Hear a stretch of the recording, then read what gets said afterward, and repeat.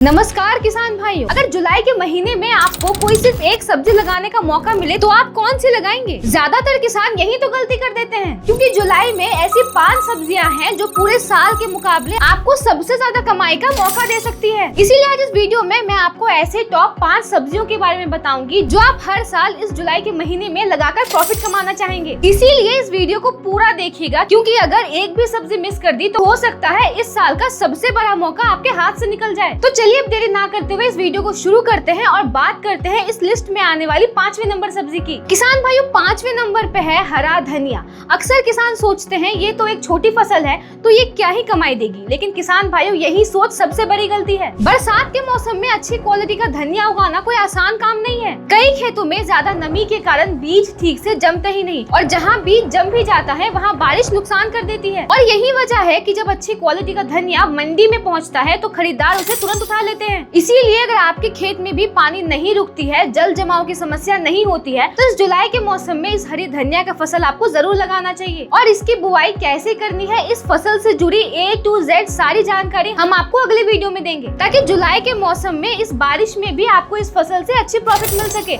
इसलिए हमारे चैनल को सब्सक्राइब करके बेल आइकन जरूर प्रेस कीजिएगा, ताकि अगले वीडियो का नोटिफिकेशन आप तक सबसे पहले पहुंच जाए। अब किसान भाइयों, चौथे नंबर पे आता है मूली। पिछले साल कई किसानों ने इस फसल को सिर्फ इसलिए नहीं लगाया क्योंकि उस समय भाव बहुत कम थे, लेकिन 60 दिन बाद वही किसान पछताते रहे, क्योंकि जैसे जैसे समय आगे बढ़ता है मंडी में भी मूली की सप्लाई कम होने लगती है। और जो किसान जुलाई में इसकी बुआई करते हैं उन्हें शुरुआती बाजार भाव का फायदा मिलता है। और मूली की सबसे बड़ी ताकत यही है कि ये बहुत जल्दी तैयार हो जाती है, लेकिन ध्यान रहे भारी और पानी भरी मिट्टी में इसकी खेती ना करें। मूली के लिए हल्की, भुरभुरी और अच्छी ड्रेनेज वाली मिट्टी सबसे बेहतर रहती है। किसान भाइयों, इस फसल की भी A to Z पूरी जानकारी हम बहुत ही जल्द आपको इस चैनल पे लाके देंगे। लेकिन अभी आइए आगे बात करते हैं तीसरे नंबर सब्जी की। किसान भाइयों, तीसरे नंबर पे जो सब्जी है वो है खीरा। आज अगर आपके इलाके में इसका भाव कम चल रहा है तो ये देख के फैसला मत कीजिएगा, क्योंकि इस फसल का असली खेल भाव नहीं सप्लाई है। जब मंडियों में माल कम पहुंचता है तभी इसकी असली कमाई शुरू होती है। जुलाई में लगाया गया खीरा सही देखभाल मिलने पर बहुत जल्दी उत्पादन देना शुरू कर देता है, लेकिन इस समय एक गलती जो किसान कर देते हैं वो है बेल को जमीन पर छोड़ देना। जैसे ही बेल मिट्टी में फैलती है, बारिश के कारण बीमारी बढ़ने लगती है,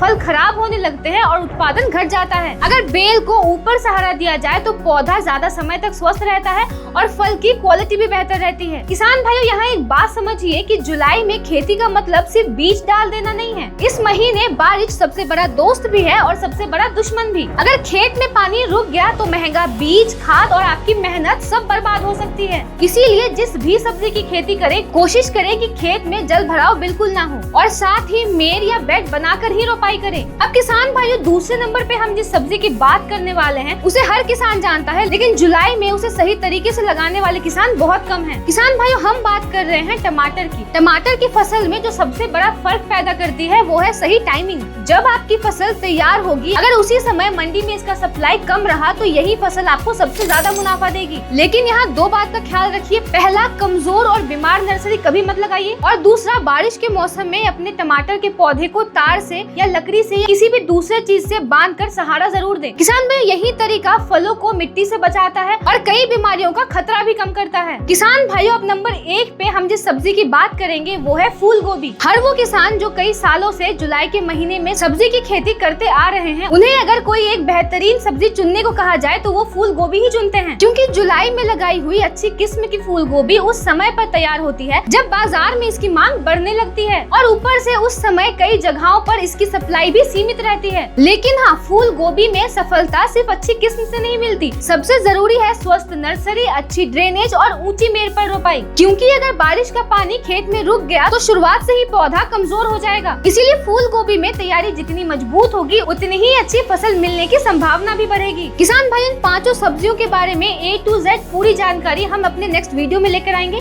इसीलिए हमारे चैनल को सब्सक्राइब करके बेल आइकन प्रेस करना बिल्कुल मत भूलिएगा। और आपकी फसल में कोई भी समस्या हो आप वो हमें कमेंट में बताएं, या फिर डिस्क्रिप्शन में दिए नंबर पर संपर्क करें, वहाँ से आपको पूरी जानकारी मिल जाएगी। तो किसान भाइयों, मिलते हैं अगले वीडियो में। धन्यवाद।